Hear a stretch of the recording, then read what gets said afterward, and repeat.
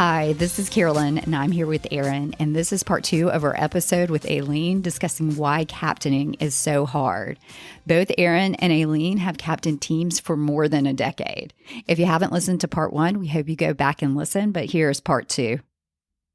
Let's talk about flipping courts a little bit. And everybody calls this different. What was the other term, Carolyn, that someone used? Not rolling. Yeah, Rolling? Are you going to roll courts? Rolling courts? I don't even know what that means, but that sounds like bowling or, bocce to me or something. But anyway, we call it flipping. Yes, because she said, did you roll? Yes. Are they going to roll on you? Yeah. We call it flipping. So I was asking Aileen before we started recording, as a captain, if you're going into a match, so at our 4-0 level and at 3-5, I think everything except 2-5, I think 2-5 plays 3 courts only. So they play one singles and 2, at least in our area. I don't know about every area. In our area, 2-5s play 1 court of singles, 2 courts of doubles, and everything above that plays 5 courts. So 2 court with a caveat, 2 courts of singles and 3 courts of doubles, except for now the 40 over, which is only 1 singles. Nonetheless, do you, quote, flip?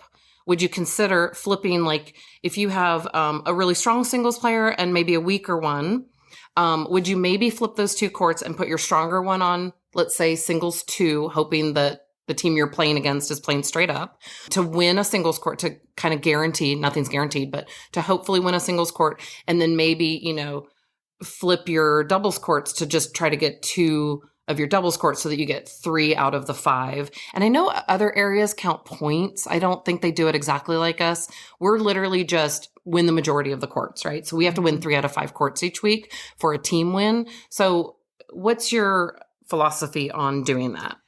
For the most part, I play straight up. And the reason being, I feel like it would be that one time that they decided to switch for some reason. Because odds are, if they're scared of us, we're scared of them, kind of thing. Or it's getting tight, in the rankings and it comes down to this match or for whatever reason.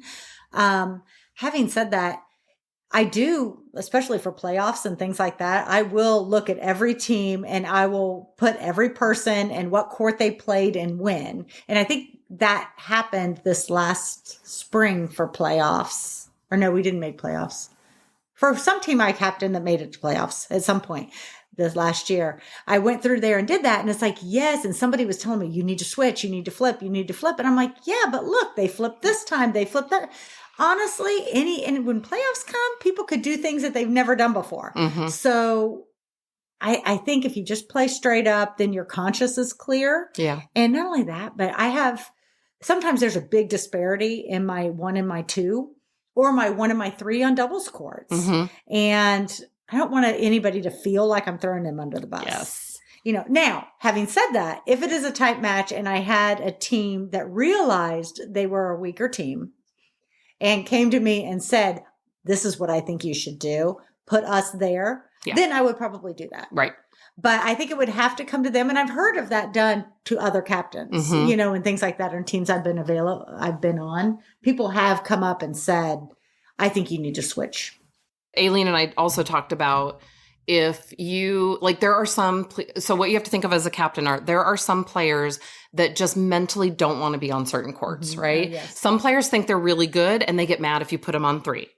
Some people think they're really bad, and if you put them on 1, they just mentally break down. And you might think they're a court 1 doubles player, or, know, whatever. So you have to, again, as a captain, you have to constantly also think about people's mentality and what they think of their own play and where they feel like they should be. And I'm sure you've had people say, just don't put me on 1. Yeah, all the time. And they might be like your best player. So anyway, that is a really good point. I am one of those people, Carolyn, that likes to play on 1 because number 1, I feel like I'm going to get the best tennis, whether I win or lose. I'm going to get, if someone's playing straight up, you're probably going to face your opponent's toughest players. And 2, it takes the pressure off me because I think if I win my court, yay me. And if I lose my court, I'm like, well, I just played the best person. So y'all need to clean it up on the rest of the court. So. And people don't realize their strengths necessarily. Oh, okay. I have a quick question. What's your number 1 pet peeve as a captain from a player's perspective, just so that I know?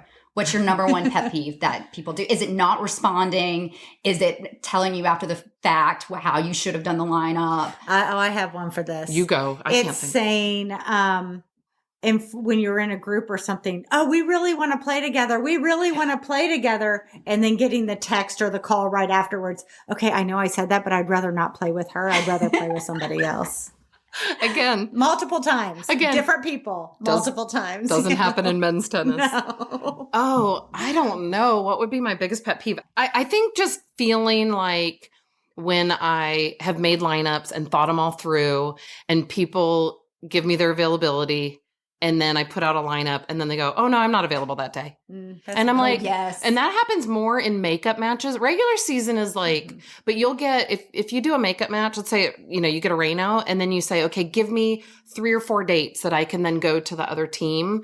And then you take half of your day, it seems like 4 hours out of your day or something, you're working with the other captain and you've scheduled the match and then you go back to your team and you're like, okay, you're playing, these 2 players at this location on this day. And then someone goes, oh, I can't actually play that day.